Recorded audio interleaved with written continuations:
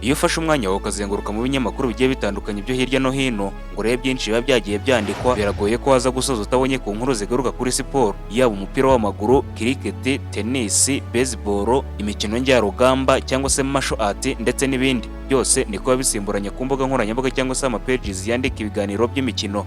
Uyu munsi reka dufate umwanya dutera agatebe tuzenguruke imwe mu binyamakuru byagiye bigaruka ku mikino ya martial art, cyangwa se turebere hamwe muri byinshi biba byagiye bikorwa hirya no hino muri martial art ariko ntitubashe kubimenya. Muhaye ikaze muri iki kiganiro tugiye kuzengurukana isi, tugahera ku mugabane w'i Burayi tukareba ibyakozwe muri martial art, tukaza muri Afurika ndetse tukaza gusoreza hano mu Rwanda. Ntucikwe. Reka duhere ku nkuru y'ikinyamakuru Reuters cyatangaje yuko Professional Fighters League cyangwa se PFL, ikigo cya Most Valuable Promotion cyangwa se MVP mu magambo ahinnye cya Jake Paul, byatangaje ko byamaze kwishyira hamwe. Iyi gahunda igamije kubaka urubuga runini ndetse no kongera amahirwe y'abarwanyi n'abafana babo ku isi hirya no hino. Ni mu gihe kandi ikinyamakuru mmania.com cyo ku mugabane w'i Burayi cyatangaje yuko PFL New York cyangwa se Professional Fighters League y'i New York yiteguye kwakira imikino ikomeye cyane mu ibihe bigiye kuza, aho batangaje ko muri PFL New York Usman Nurmagomedov agiye kurwanira igikombe cya lightweight, aho agomba kuzaba ahanganye na Archie Corgan. Ni mu gihe Dogata Dijeva agaruka mu kibuga nyuma y'igihe kinini. Iyi ngiyi ikaba ari imwe mu mikino itegerejwe cyane muri iyi weekend tugiye gutangira. Ni mu gihe kandi ikinyamakuru OneEFC.com+1 cyatangaje ko One Championship ikomeje gutegura imikino ya Muay Thai ndetse na MMA cyangwa se Mixed Martial Art. Iyi mikino ariko kandi ikazaba igamije guha amahirwe abarwanyi bashyashya ndetse no kwitegura intambara z'igikombe cy'isi cya Muay Thai ndetse na MMA.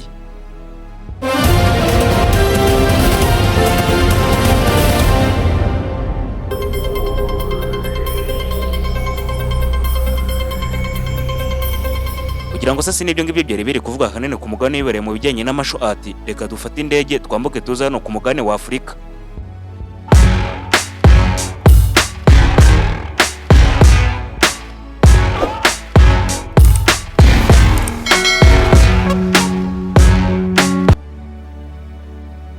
Tukigera muri Afurika nta byo gutinda, tureta tumyoka twikoze muri Afurika y'Iburasirazuba, aho irushanwa rya boxing rikomeje gutera imbere ku rwego rukomeye. Muribuka neza ko u Rwanda rwakiriye Liberation Day Boxing Competition igahuza ibihugu birimo Kenya, Tanzania, Uganda, Uburundi ndetse na Repubulika Iharanira Demokarasi ya Kongo. Hanyuma twihuse cyane reka tuhite tubanguka tuze gusoreza inkuru yacu hano mu gihugu cy'u Rwanda, hari kuvugwa byinshi. Nta kindi gitegerejwe uretse amarushanwa ya Zanshin Karate Championship agiye kuba ku nshuro yayo ya 4. Iri rushanwa rya Zanshin Karate Championship ni ubwa mbere rigiye kubera mu mujyi wa Kigali. Ubundi ku nshuro zabanje yaba iya mbere n'iya kabiri ndetse n'iya gatatu zose zaberaga i Huye.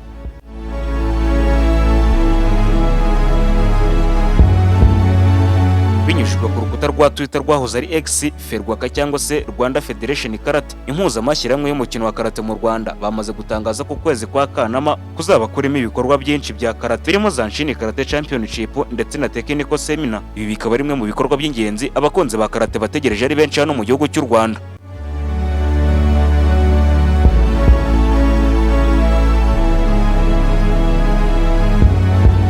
Zanshin Karate Championship yo twamaze kuvugaho ruguru izatangira mu cyumweru gitagwera ku itariki ya 7, iya 8 ndetse n'iya 9, aho izitabirwa n'amakipe agiye atandukanye yaba amakipe hano mu Rwanda ndetse n'ateganyije kuzava hanze y'igihugu, harimo nk'ayo mumaze kumenyera turuka mu gihugu cya Kenya. Hano kandi batubwira ko Zanshin Karate Championship izakirwa mu byiciro 4. Ibyo byiciro 4 bakazabica bagendeye ku myaka y'abakinnyi, aho hari icyiciro cy'abana cyiswe Child Competition, hakaza Cadete, Junior ndetse na Senior. Kugeza uyu munsi ikipe imaze kwegukana imidari myinshi muri Zanshin Karate Championship ni Flying Eagles, kuko imaze kubikora inshuro 3 zose yikurikiranye, yaba ku nshuro ya mbere, iya kabiri ndetse n'iya gatatu, ndetse no ku nshuro ya 4 akaba ari ikipe iri guhabwa amahirwe y'uko yazegukana imidari myinshi mu irushanwa. Hanyuma kandi ubwo dukomoje kuri karate, reka twikoze no muri taekwondo.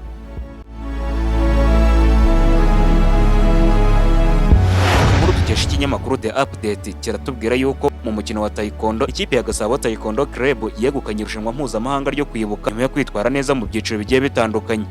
Abo bavuga yuko taekwondo yiteguye neza cyane iyi mikino mpuzamahanga yo kwibuka, bityo bikayiha imbaraga n'imbaduko yakoresheje mu irushanwa bikarangira iryegukanye. Hanyuma mu gusoza iki kiganiro tuzajya tureba za nkuru ziba ziri kuvugwa hirya no hino zavugishije abantu benshi, mbese ikaba inkuru y'icyumweru idasanzwe. Reka uyu munsi tuyihere ku kinyamakuru Professional Fighters League cyangwa se PFL. Bamaze gutangaza yuko PFL na Rising bagiye gukora intambara y'amateka irwanira ibikombe bibiri icyarimwe. Kugeza ubu ngo bakaba bari gutangaza yuko uyu mukino uzabera muri Super Rising 5 i Tokyo mu gihugu cy'Ubuyapani, aho Lazabari Shaidurowev azashakirana na AJ MCK. Igitangaje muri uyu mukino ni uko uzatsinda azahabwa ibikombe bibiri by'isi, aribyo Rising Featherweight Championship ndetse na Professional Fighters League World Featherweight Championship.